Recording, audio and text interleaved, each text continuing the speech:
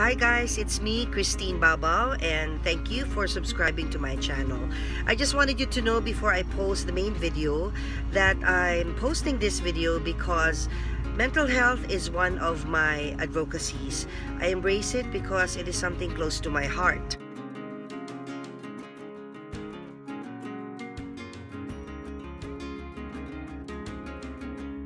And last year, October 2018, the great news happened.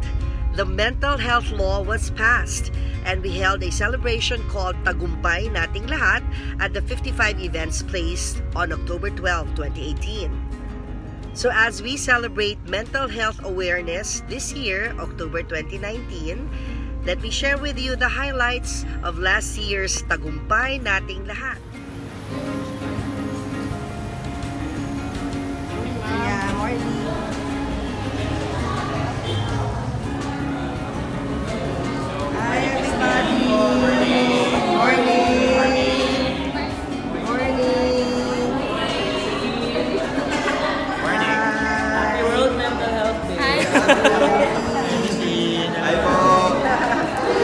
Ako lang kayo sa FB kanina. Very nice venue. True! Yes. Thank you to Events Place. Our venue today, naka-aircon ha. At dahil marami pong highlights at marami pong speakers na nag-share ng kani-kanilang mga eksperyensya, karanasan at kaalaman tungkol sa mental health, hahatiin ko po ang mga videos na ito into 2 or 3 parts. So sana po kahit mahaba po ang video, take time to view them and to share them. Very nice. So our sponsors, provided breakfast for our team. Meron po. Hey. Hi, Ola. Our sponsor, photo booth. Setting up na. Very set up. Ano na yung background natin, Yola? So, blue. Light white na lang. Kasi lahat kami naka-green. Diba? Hi, thank you, Ribisco. Thank you, Rissa. For the cracker. Ang gusto ko to. Choco mucho.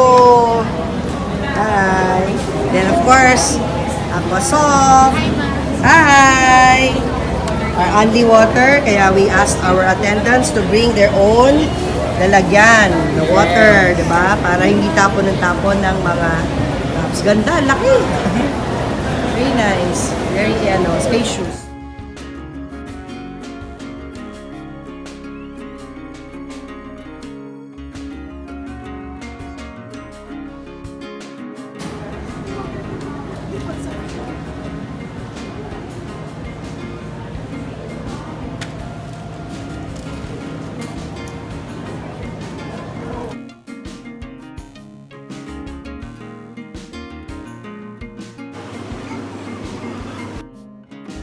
Sana po ay bigyan nyo ng panahon na mapanood ang mga videos na ito at kung kayo po ay matouch o makarelate sa mensahe at kwento ng ating mga speakers, i-share nyo po ang video na ito para rin po mapanood ng inyong mga kaibigan.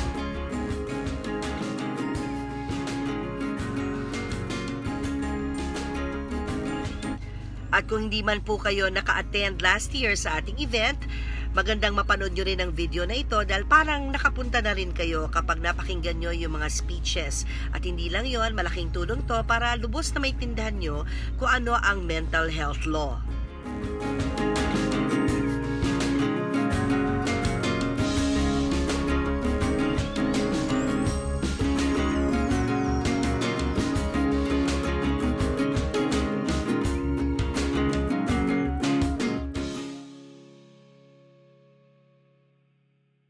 To the young, brave, inspiring, and passionate people na bumubuo ng Mental Health PH. Congrats guys! Bilib ako sa inyo. Pagpatuloy nyo ang inyong ginagawa. Salamat sa ginagawa nyo yan at sana hindi kayo magsawa sa ginagawa nyo para sa mental health. With its passing, no Filipino should suffer silently in the dark anymore. Ladies and gentlemen, friends, and fellow travelers, please give a warm welcome to the author of the Philippine Mental Health Law, our champion in the Senate, Senator Rissa Hontiveros.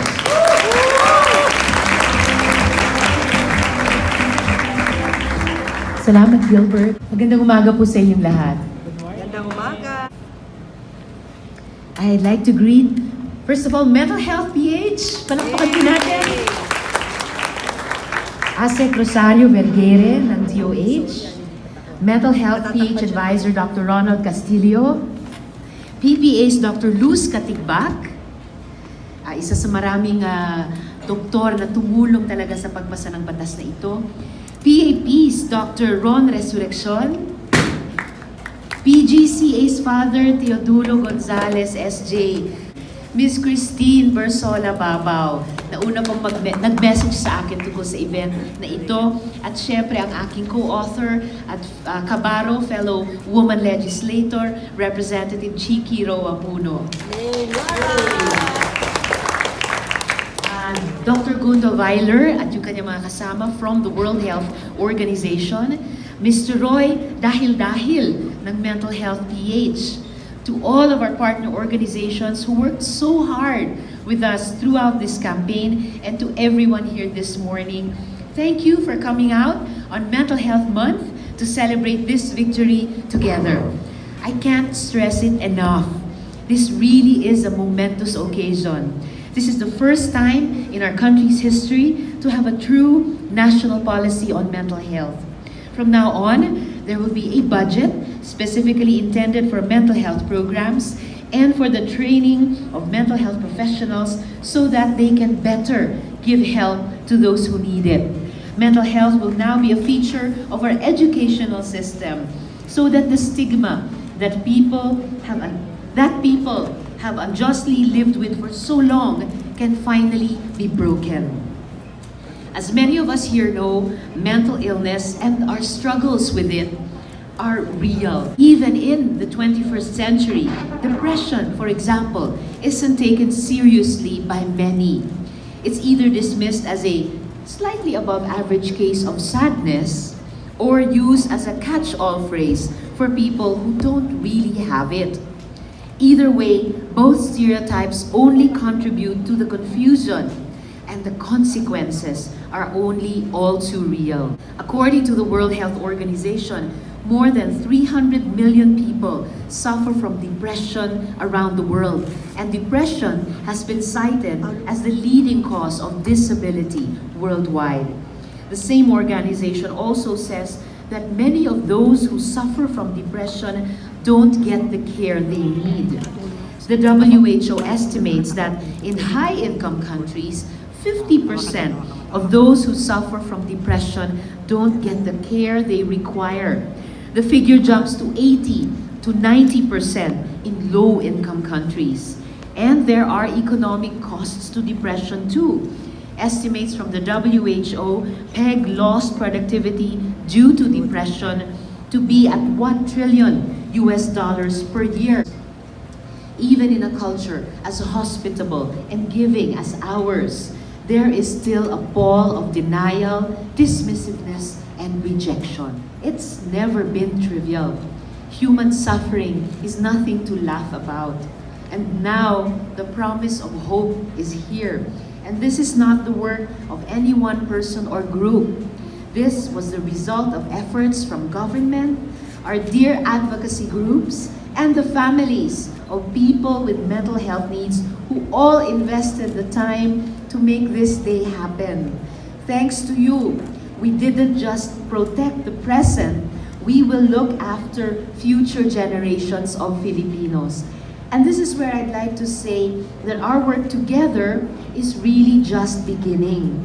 Gaya ng sinabi ng ating mga MC, because your feedback will be important in ensuring that this measure lives up to its promise as the law is implemented. Friends and fellow travelers, kindred spirits all, today we will hear stories of courage. We will hear from people who have lived and struggled with mental illness and how they not only live productive lives, but how they triumph and overcome adversity. They come from all walks of life, the young, the professionals, from our support and advocacy groups. I dream of the day that we can regard our mental health with the same openness and urgency as we do our physical health. Because I firmly believe that is the way it should be. We are both spirit and body. And true health means looking after the well-being of the entire human person, physically, mentally, and socially, so that we can make a kinder, more tolerant world. Maraming salamat po. Happy Mental Health Month. Mabuhay po tayong lahat. Honorable Christina Chiqui Puno graduated magna cum laude from the George Mason University in Virginia with a degree in psychology. Today, she is the district representative of Antipolo City, 1st District, and she's a member of the majority under Sustainable Development Goals, Welfare of Children, Social Services, to name a few, and one of the deputy majority leaders in the House of Representatives. She's been an active mental health advocate since her early years, believing that this is just as vital as physical health in promoting Filipinos' overall well-being.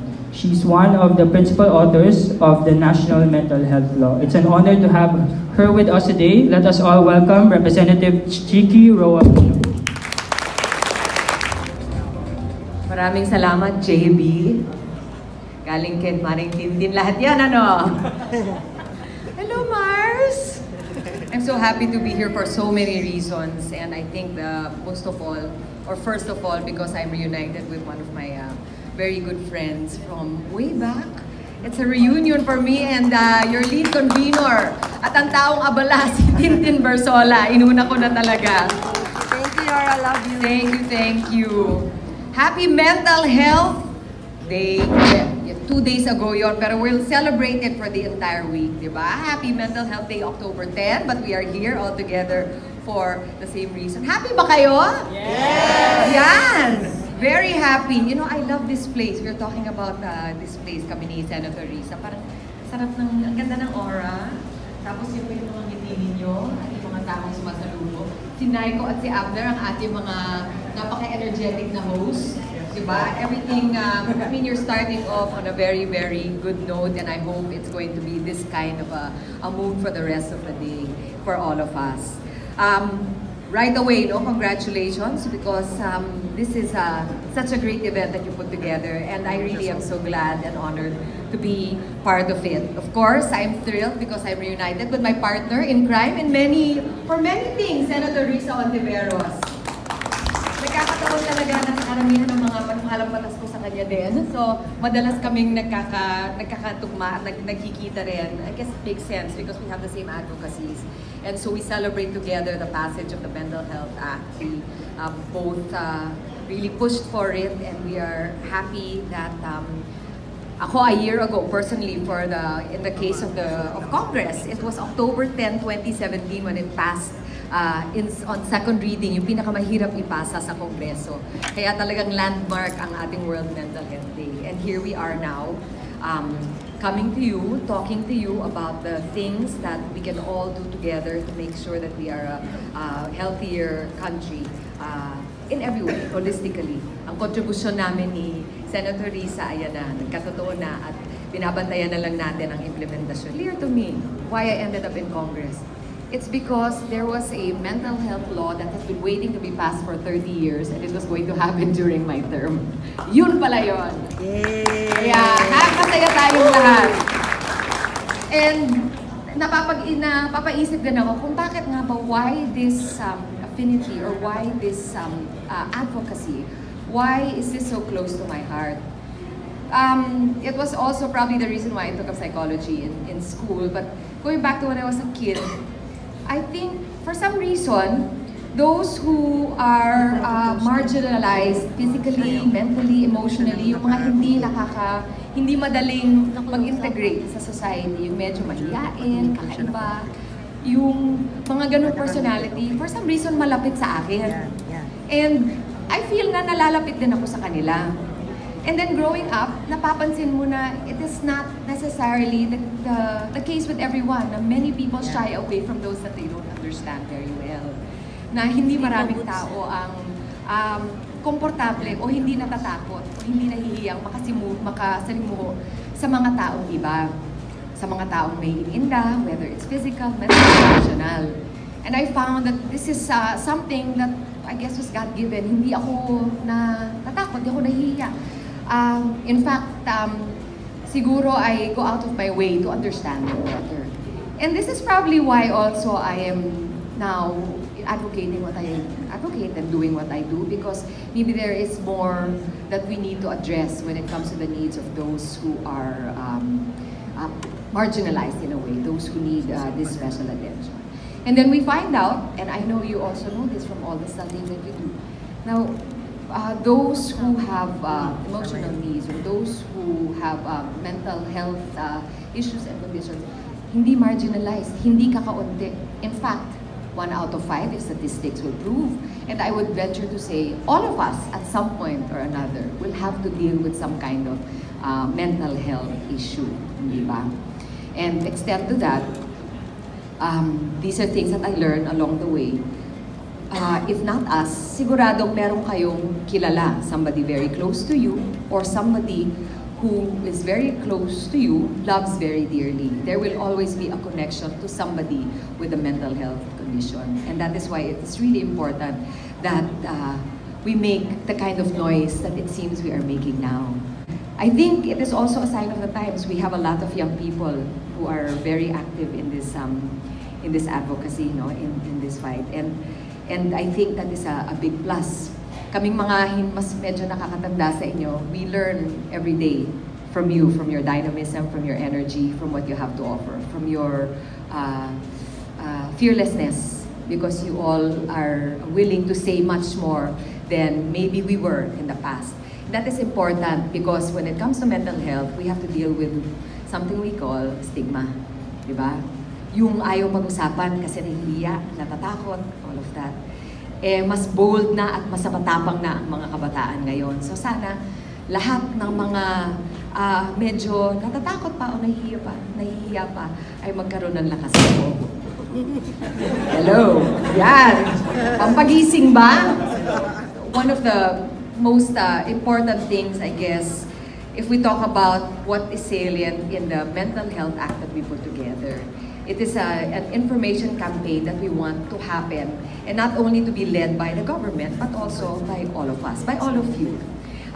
Siyempre, nabanggit na rin yung gusto natin gawin talaga. Kailangan talaga na idaan sa batas. Kailangan, we have to make sure that that it is in the law that we will strengthen and better the kind of services, psychological, psychosocial, neurological services that will be available to our countrymen. The second salient point for me is to make sure that within the schools, for the students here, and the teachers, and also in the workplaces, maramdaman ninyo na kailangan talaga bigyan pansin ang kalusugan ng ating pag-iisip. Holistic wellness. Because we know that whether it is your productivity as a student or as an employee, di ba nakakadagdag when we are all not stressed or not as stressed, that we are in a good state of mind. And it is our effort to also, I guess, open the minds of the corporate world to see na makakatulong talaga kapag maganda ang mental state ng kanilang mga empleyado. Therefore, kailangan lakasan natin ang support. Of course, when it comes to schools, we are insisting na dumami din ang mga guidance counselors. At hindi natin kinakalimutan na hindi lang ang mga estudyante ang stress sa kanilang ACADS, pati ang mga teachers. Di ba, teachers? Yeah. So, hindi namin nakakalimutan yan. But the third thing, and this is where I think it is most important, again, to underscore here, it is the information dissemination. And this is where we will count on all of you to keep doing what you are already doing.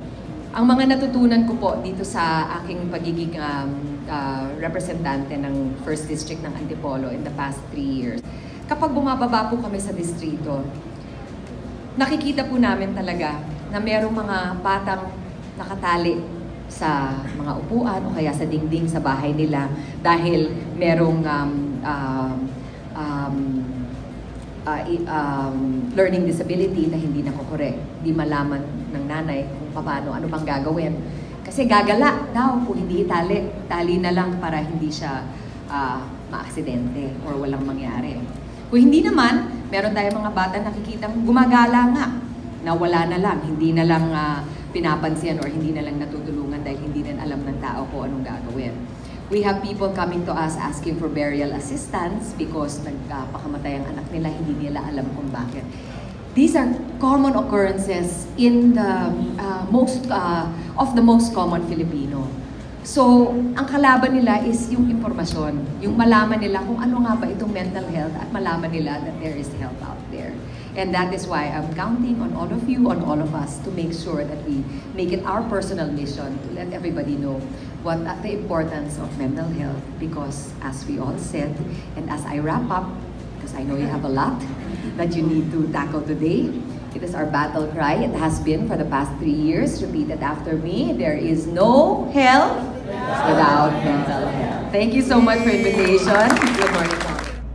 Gusto ko lang din sabihin na kung ikaw man ay may mabigat na pinagdaraanan sa buhay sa mga panahong ito, huwag kang mawalan ng pag-asa. Thank you po for watching till the very end of this video. I just wanted to say that you are never alone. Please always remember that you are never alone. Hindi ka nag-iisa. And always let your soul be touched. Faith, hope, and love.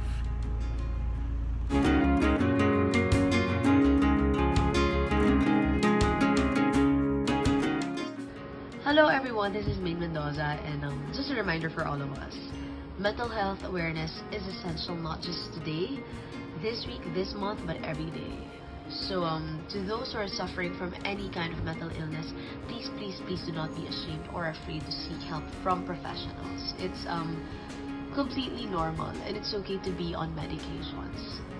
And as for the rest of us, we could help those who are struggling by, showing kindness, understanding, and love as much as we can. And I really do hope that we get to spread love always and always. Always and always, yes. So I just want to let you guys know that you are not alone in this battle and we're all in this together.